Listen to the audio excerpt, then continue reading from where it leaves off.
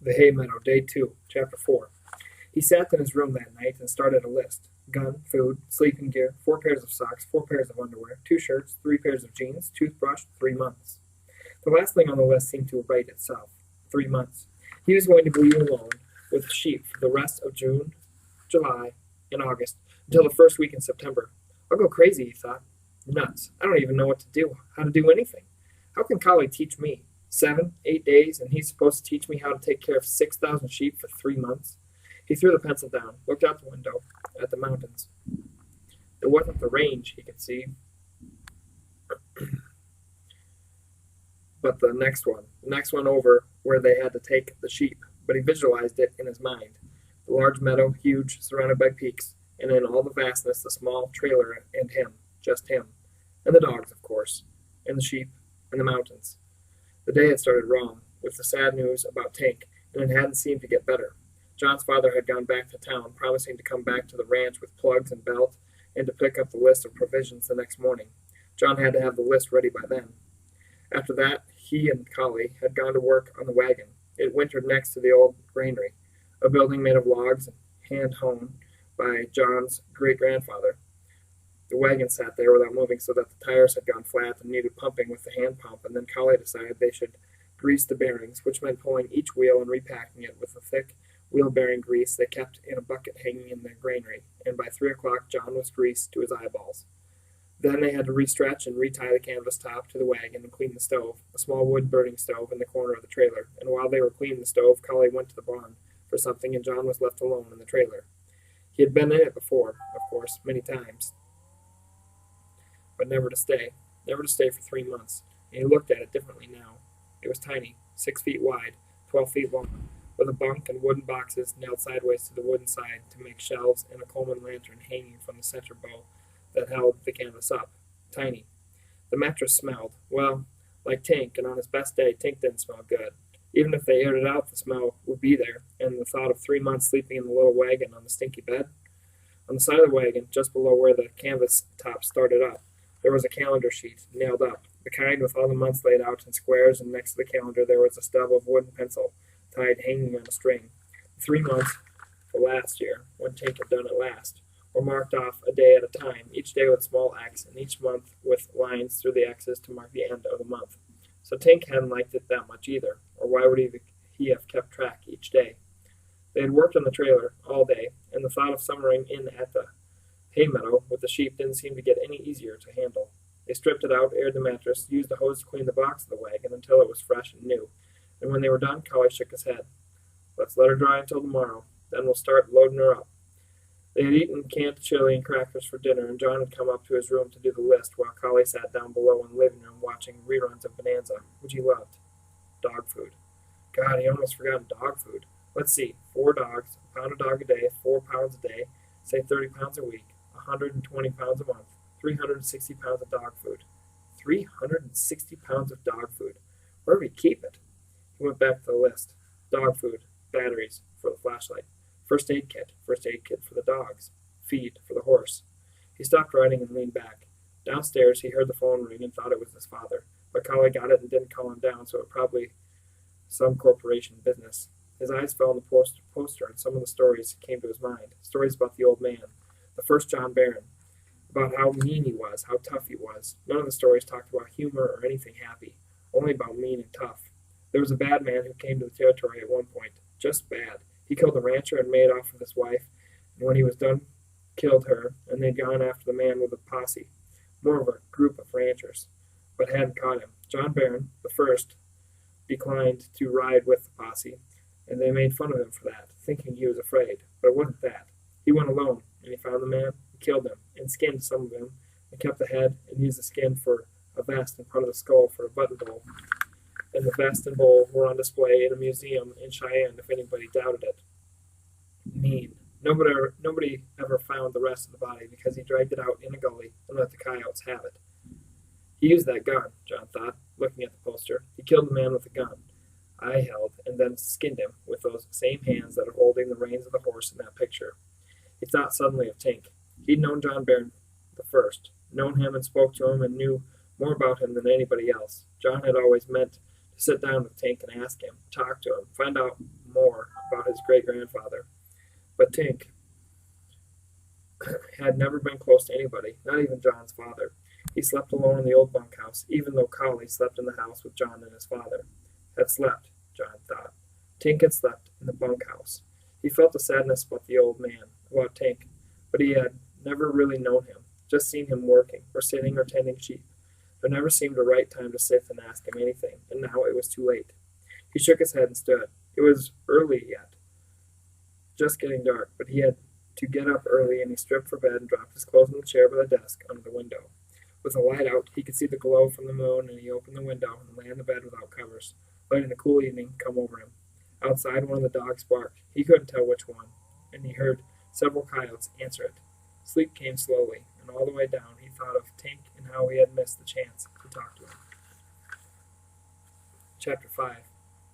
John awakened slowly, opening his eyes last, when the rest of him was fully awake. There was just a smoky bed of light coming in the window. Dawn. It must be about 4:30, and quiet outside. They had had chickens for a while, and a rooster that crowed them awake, but the dogs herded anything they could, sometimes tried to turn birds flying over the yard or water running out the overflow in the stock tank, and they kept herding the chickens into a small group, worrying them and pushing them around the yard until a couple of them died, and his father got rid of the rest. But as he shoved his legs down into the cold tube of his jeans, he heard a meadowlark sing, and then another answered him. Then he heard Collie come out on the porch and hawk and spit, and he knew another day had started. He smiled, thinking of Collie. He'd made fun of Tink once for staying in the old bunkhouse when he could have had a room in the main house. But after they'd put in a septic and had running water and a good bathroom, Collie still went outside to spit. "You spit in dirt," he said to John's father, "not in some bowl of water in a special room in the house. Besides, it wasn't any part of hiring on. You telling me where to spit?" 2 days had passed since John's father had come home with the news about Tink. John pulled his socks and the pointed-toe boots on and went downstairs with his shirt on, but still open. He splashed water on his face, dried on the towel that had been hanging in the bathroom for going on a month, and went into the kitchen.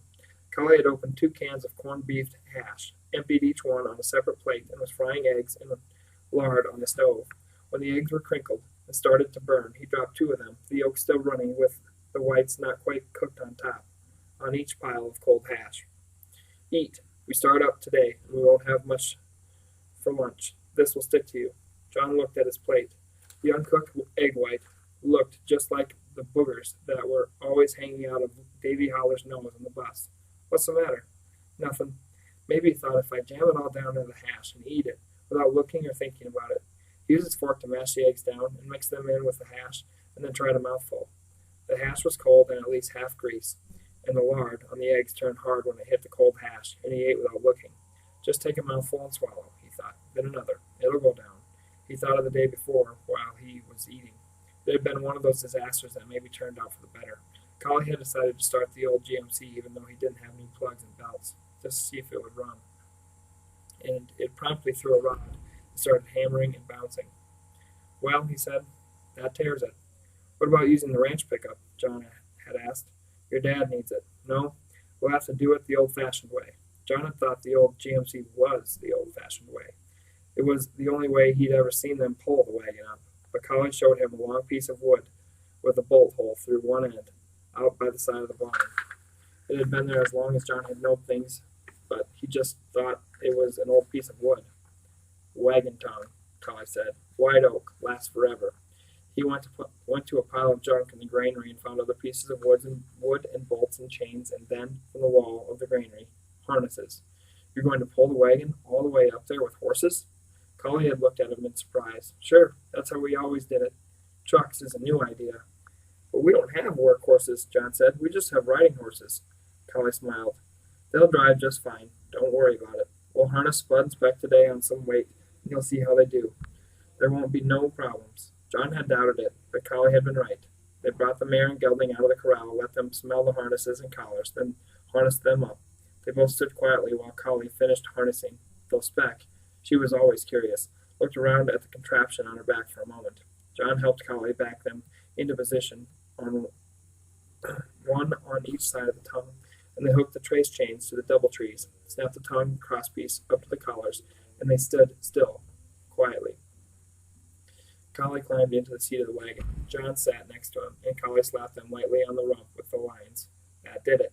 They slammed forward so hard John went over the seat backward and landed inside the wagon, and Collie had all he could do to hold them while they took out across the prairie.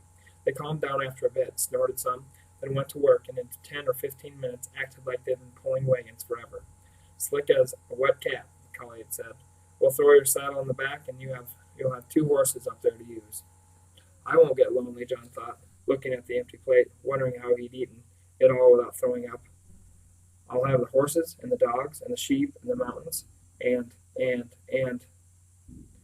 After easing Spud and Speck into the driving instead of riding, they spent the rest of the day getting ready. Collie brought out a box of shoes and tools and shoed both Speck and Spud because they wouldn't be here when the farrier came. John had never seen him shoe before, other than to repair a problem shoe if it came loose, and he was surprised at how well Collie did it. How come you don't shoe all of them? He asked. Collie was putting the tools away, and he turned after setting the toolbox on the shelf. Because I didn't hire on to shoe horses. I hired on to hand, and that's it. Being a hand don't mean shoeing a whole herd of horses come summer every year. Now, let's load that wagon. John's list was nothing compared to what Collie put in for him. Cans and more cans of food. He stripped the house, which was always full of canned food. Can't have nothing much fresh, Collie said. It'll go on you right away. We could have tried some of that freeze-dried stuff you just boil with water, and you wouldn't have empty cans to carry back in the fall. But Tank, he don't trust that dried stuff. Wanted canned foods, and we had already made a run to town for Tank, so you're stuck with canned food. There were whole canned chickens, canned bacon, canned potatoes, canned fruit and beef and vegetables, and dozens of cans of fruit cocktail. Tank, he liked his fruit cocktail, Collie said, sitting on the box while he shoved other boxes under the bunk. Likes. I guess he ain't gone yet. John thought the wagon was nearly caved in with just his food, but Collie added the dog food. They used the high-protein, high-fat dry dog food, and he put in 200 pounds. Thing is, there ain't no way you can carry everything you need. You'll need more food, and so will the dogs. We will, Collie nodded. It'll go fast once you start eating it, and you'll start eating it once you start working. What work is there? I thought you just sat and watched the sheep. Collie laughed. Well, that's true, and the dogs do most of the true work, but you'll be on horse for 10, 12 hours a day, and that was a way of making work. Then, too, things happen. What do you mean? What things? Things come along to happen to the sheep. I don't know why it is, but if you have 15 horses, 20 cows, and 1 sheep standing on a hill, and a thunderstorm comes, lightning will hit the sheep. Every time. Things just happen to sheep. As if to emphasize his point, he loaded a big box of medicine, ointments, salve, and even sutures and forceps. You'll know when to use them. That was when John had dug his heels in, halfway through the afternoon when he saw all the medicine. Collie, I ain't the one for this job. Collie nodded. Could be not. But I ain't the one you talk to. The boss is in town, your pa, and I was just told to get you ready and take you up there. I'm just 14, and he's sending me off with 6,000 head of sheep. Collie sat back and filled his lip with chew. You take a shine to the old man, don't you? What do you mean? The old man. The first John. The top waddy who started all this. You're always talking about him, asking about him, wanting to know more about him. Well, I guess so, yes. He stuck his kid on a drive, had him ride and drag when he was 10 years old, on longhorns, eating dust and worse for 18 hours a day at 10. Your pa went out with the sheep to the Haymeadow when he was 15. He never talks about it. He keeps close, your pa. John agreed. Sometimes he wanted his father to talk to him, tell him things, tell him more about his mother, his great-grandfather, or just tell him what to do. But he was almost like Tink. Some days would go by and he wouldn't say 10 or 12 words, and they might be to a horse, and not all of them nice.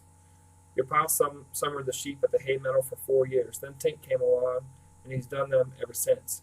So you taking them up when you're 14 ain't so bad. Collie spit out the back of the wagon. Not bad at all, and you'll learn as you go. Learn more than you'd ever believe you could. But now this morning, as they were making final preparations, John stopped on the steps out of the house. You said yesterday that I couldn't carry everything I need to eat, for me or the dogs. Collie was in back of him, and he nodded. Yep, that's right. So what happens when I run out? You eat sheep. John turned, looking for a smile, and finally saw one. You're kidding. Collie snorted. Time was, they ate sheep, or cattle, or deer, and elk. But in your case, one of us, me or your pa, will bring you some more fodder in a month or so. You'll be fine, just fine, don't worry." They hooked up Spuds back to the wagon. They settled in with no problem, even with the morning coolness when they liked to pop a little, and pulled the wagon to the end of the yard by the barn. John loaded his saddle and blanket in the back of the wagon, on top of everything, and nearly filled the wagon to the height of the canvas top. And Collie saddled the horse named, simply, Rowan.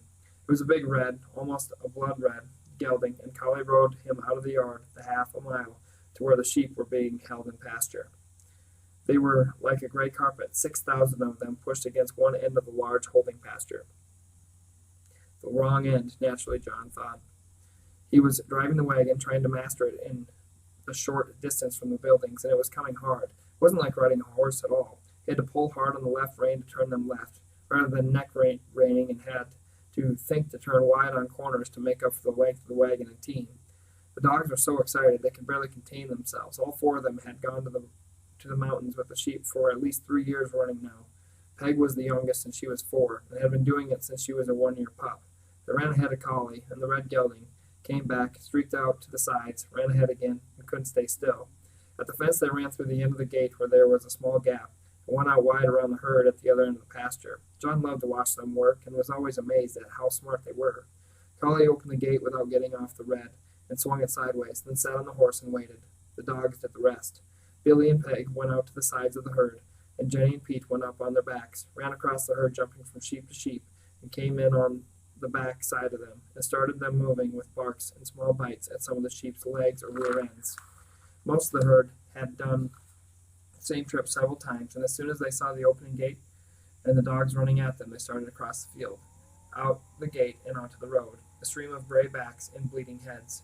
The dogs kept them moving, snapping and using the small excited barks they used on stragglers and lambs, and in an hour the herd was out of the pasture. Collie closed the gate, grinned at John, and pointed at the dogs. "Ain't automation great?" And they were on the way. Chapter 6. When the herd was moving, Collie came back to the wagon. "You want to ride the red, and I'll take the wagon?" John shook his head. "Doesn't matter. What are we going to do at the highway crossing?" "I don't know. Let's think on it." He spun away and let the red move up with the sheep again, and John traced the path they would take in his mind. They would stay on the gravel and secondary farm roads for all of this day until just before dark. Then they hit the main highway. It wasn't a freeway, but it was well traveled with a lot of trucks, and they had to cross it once they got to it, because they would not be able to stop the sheep, even with the dogs' help. When the sheep came to the end of the road, they would start to spread. They did every year, and try to go up and down the highway instead of across it, and it usually took one person on each side, one pushing, and the dogs, to get across the highway. From there they stayed on the gravel roads and open range for 3 more days, then up through the canyons to the high country on barren land again. With only 2 of them, the highway was a problem, and Collie must have been thinking about it constantly, because when they were 4 hours down the roads, moving well, the dogs keeping them compact, and the pace up, Collie came right back. "Any ideas?" John shook his head. "Just push them across and hope the dogs can hold them." In truth, he'd been looking at the morning, listening to the meadowlarks and feeling the warm sun on his face and thinking how pretty it looked and felt. The sky was a clean blue. He had a shirt that looked the same color right after it was washed, and even the smell from the sheep coming back over him, the ammonia, lanolin stink of them, didn't seem bad. He read a book once about a man who felt guilty because he was being paid to be a forest ranger in a national forest, doing something he loved and getting paid for it, and John thought that if the herd were cattle instead of sheep, and he was riding a horse instead of a wagon, he would feel the same guilt. He didn't read much, maybe 2 books a year, other than reading for school, and the story stuck with him. Being paid for doing exactly what you wanted to do. That must be the best of all. "Well, think on it some more," Collie said, "and so will I." He looked at the sun. He never carried a watch and went completely by the sun, and then the country around the wagon and sheep. "We got 2.5 hours at this pace, and we'll be at the highway. We want to have a plan when we get there." John nodded again, watched Collie ride back up the herd, and the solution came to him, just that fast. He whistled, and Collie came back. "I just figured it, I think. When you get closer, I'll stop and take Speck out and saddle her, and then help you across. When we get them lined out again, I'll come back, put Speck back in, and bring the wagon up." Collie seemed to think for a moment, then nodded. "Sounds good. We'll do her." As he turned away, John saw him smile and thought, he knew that. He knew to do that, and he let me make the decision. But why? Why not just tell me? It was part of all of it, he thought, part of taking the sheep up to the high country and being alone. Holly was setting him into it a bit early, letting him be the one who made the decisions. When they were still a half hour from the highway, John could see it 2 miles off, trucks and cars sliding by. He stopped the wagon and harnessed Speck and took his saddle out of the back of the wagon. It took him a couple of minutes to saddle and bridle Speck, and he settled into the saddle like an old friend. He would rather ride on a horse than a wagon, would rather ride on a horse than walk. It was another tie to the old man. He couldn't remember when he'd started to ride. One day, when he was about 8, he was sitting on a small horse named Hammer with a saddle too big for him, riding across the short grass of the prairie, with 2 dogs loping alongside, and he had no idea how long he'd been riding, or how he started. He asked his father once, and he just shrugged. I don't know. There was an old Morgan named Doofus around here, and one day I came out, and you were sitting on him. You were small, but I can't remember how old, 3, maybe 4. I don't know how, to this day, you got up on him. Must have climbed him a leg or something. That might have been the first time. Just seems like he was always on a horse. Didn't matter, John thought, catching up to the herd and riding out on the right to get to the highway ahead of them. He rode, that's all that mattered, and he'd rather ride than do almost anything. No, than anything. Ride and see the country. That's how the old man was told to have said it. He just rode to see the country. The crossing went as well as it had ever gone. He and Cully stopped traffic from both directions, and dogs started them across. The front end tried to spread on the highway, but Peg and Billy came up to help and pushed them back, barking and biting, while John used Speck to turn back a group of 20 or so that squirted through and mixed with the stopped cars and trucks. One car with New York plates was full of tourists, and there was a girl with long brown hair who got out with her camera, and John felt a little shy but tipped his hat to her. She smiled back and waved, and he felt himself blushing, but was glad he'd done it anyway. He sat and watched the sheep until the drag, the last of the herd, had crossed and felt her eyes on him the whole time. When they were all past, he called the dogs up, which was silly because they knew more about highway crossing than he did, and were already pushing the drag down the gravel road, and turned back to where he'd left the wagon. As a little bit of show-off, he let Speck jump off the road into the ditch, bounded once, and jump up on the other side, and he knew he looked good, but thought it would be too much to look back and see if she was watching. When he did turn, the car was gone, and he felt stupid about doing it all. She was probably not watching anyway. He unsaddled and harnessed Speck once more, and used his tongue to make a clucking sound and move them along. The herd was already a mile ahead, and he had to catch up. Cully would be getting hungry, and the food was all in the wagon, and he knew it was foolish, but he looked back past the side of the wagon twice after he crossed the highway, thinking of the brown-haired girl.